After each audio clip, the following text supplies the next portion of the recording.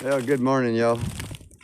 If you're a polar bear, it's a nice warm 10 degrees. So I'm gonna get out here and walk around, show you some of the ice and what have you that's going on out here. And you know, the snow is pretty. But man, the cold and the ice, you can see, look at this here. I'll just show you this. Ice melting off that roof there. And you can see where the ice here, the snow from last time came down, and it got, you know, it was so heavy on here that it took these pieces off. Look at this. It ripped them pieces right on off. So I just left them off this time. Just let them hang there until spring. And I'm not even going to put them back on because there's no sense in it. I mean, all it does is the snow gets on them and just weights it down too bad. And then, see, and there's the other two hanging off there. And it just rips the screws right on out.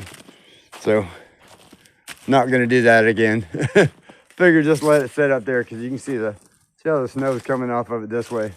With them, that lip piece on there, it just holds it all in, and it just gets too heavy and rips it off. And somebody made a mention about the lift laying in the mud. Well, let me show you how that's working out here. I know I'm excited about getting the beast running again. But as you can see, look, it's got stuff laying there like that, so it doesn't lay right directly in the mud. It's got these this stuff here, you know, these ends right there that keeps it from laying directly in the mud. So it's not being hurt at all. Got the engine hoist ready to put that to use, but most likely I'll end up using Bertha to help pull the motor, because I can control it a lot better and get it higher, and not so much headache trying to get it out of there. And of course, my big air tanks, I'll be ready to get those installed here soon, and get a compressor out here in this shop. I'm probably going to put another door in here somewhere. I do have a door for it over there for that, to cover that up, but it's that door is so big I'd have to frame it all up in order to make that other door work. I thought it was going to work before, and I think I'd even mentioned it in another video that I had the door for it.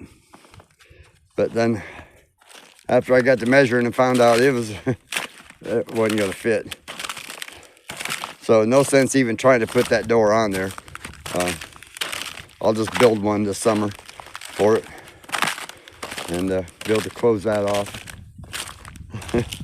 And the dogs, you know, it's cold when the dogs don't even want to be out here in this stuff. You know, normally Audie, she likes being out in the cold, you know.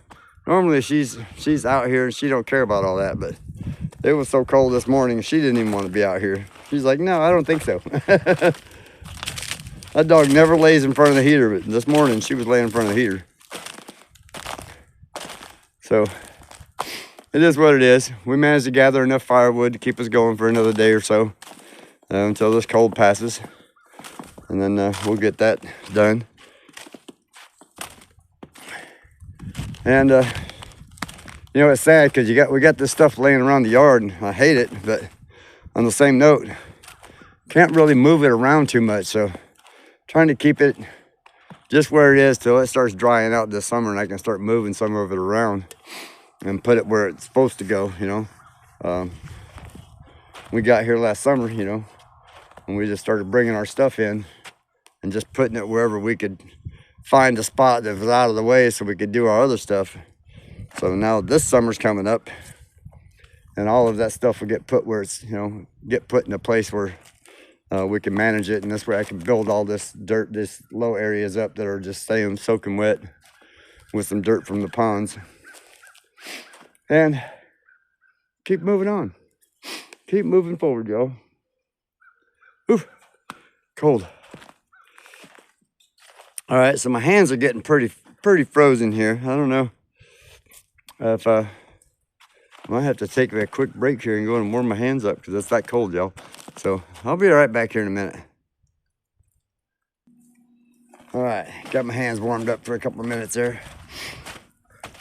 Walk you out here and show you the beast.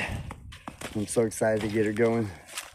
I want to thank Bitty Boo and Rick over there for the motor. That was pretty awesome of them to hook me up with that engine. So, you know, most of y'all know, well, I should say, there's a lot of y'all know already how much work I did to this engine before coming up here, only to have it blow on the way up here. You know, new transmission and new coils and coil packs and plugs and wires and all that good stuff, only to have it blow up on the way. But you know, I got the hood open, so it's got a little bit of snow and ice right there on the top. It ain't hurt nothing. Ain't like the motor's any good anymore, you know. So, but I am so ready to get her running again. She needs to be on the road doing her thing so I can get around and get some work done, you know. And then probably I'll figure another year and a half or so I'll look into buying me another used truck. I need to get a diesel truck just so I can pull Bertha around. Need a diesel truck and a trailer. That way I can pull her around where I need to go. Right now I'm having to drive it around, but you know, it is what it is. Time, man, just a little bit of time. I'm getting there. You know, slowly but surely, I'm getting there. You can see all the icicles hanging on the barn here. Look at this, y'all. Never thought I'd see this in Arkansas. Tell me how cool is that? That sun's warming them right on up, so they're dripping pretty hard. Which means barn's gonna flood again. Or at least underneath the camper part of it anyway. But yeah, I'm glad I'm deciding to turn this in. So I think, you know, what's gonna end up happening is I'll end up taking all this metal siding off of here, and we'll put wood on it and insulate it real good. That'll help keep a lot of the heat in as well, you know, by using wood instead of the metal. And also starting to put plastic down on the floors, on the ground in there, and level the dirt out and pour concrete. You know, even if I've got to just do, you know, 7-8 yards at a time and do it that way, you know, that's probably the way to go. Do the insulation on the roof first, and then you know, and eventually once I put the new roof on there, which will be, you know, a while down the road, but once I put the new roof on there, the roof is solid enough that what I'm going to do is just cut the edges off of the roof.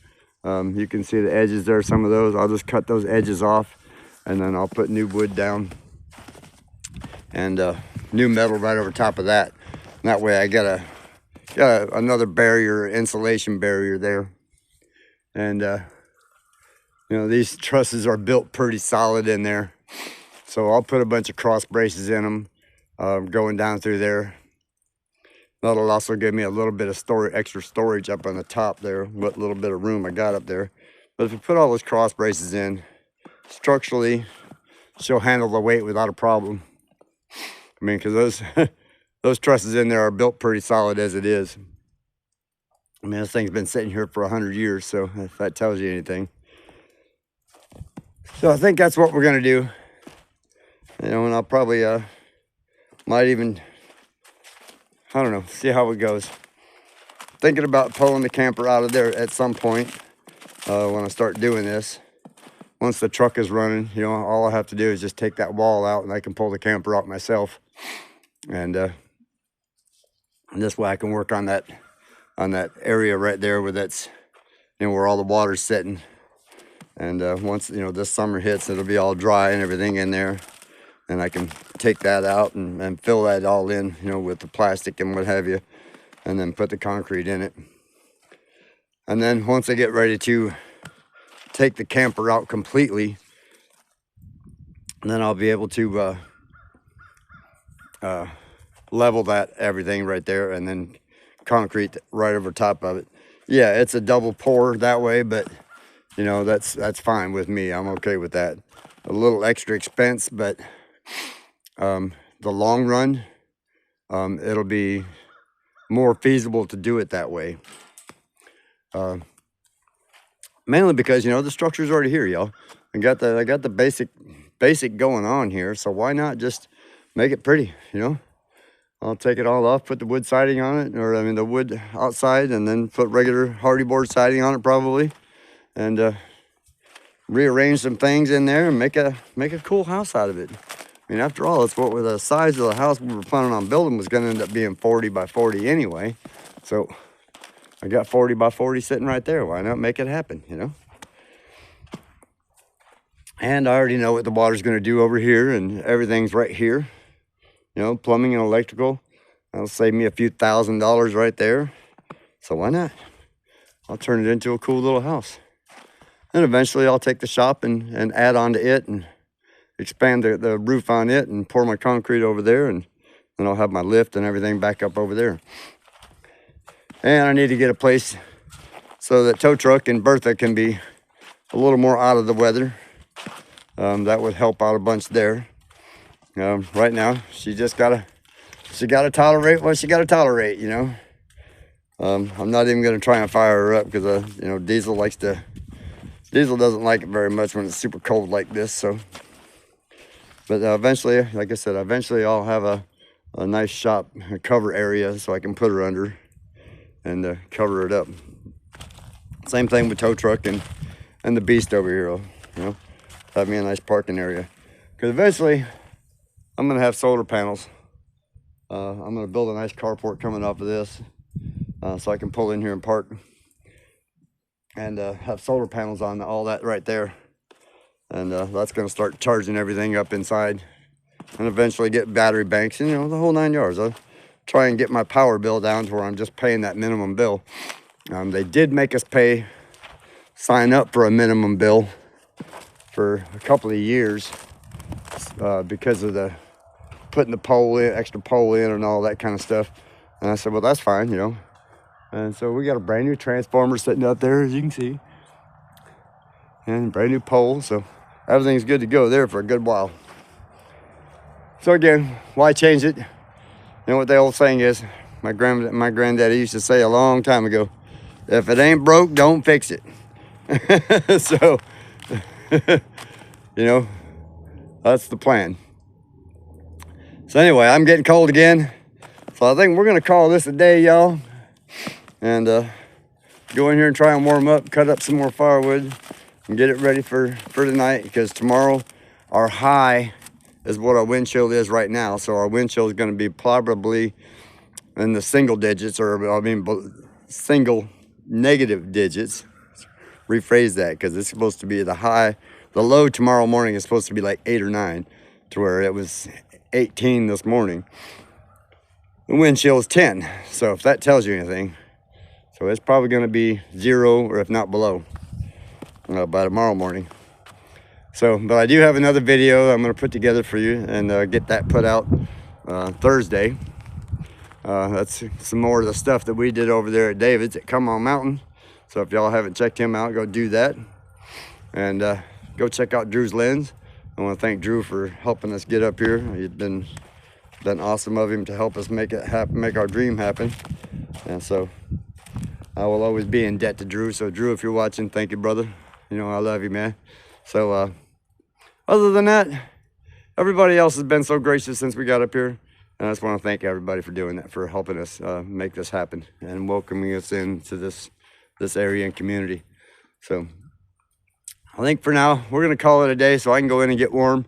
And don't forget, you know, all the good stuff, like, subscribe, share, all that kind of good craziness. And come on, join the Gemstead, man. Looking forward to some summertime stuff here soon. All right, we'll see y'all soon. Bye, guys.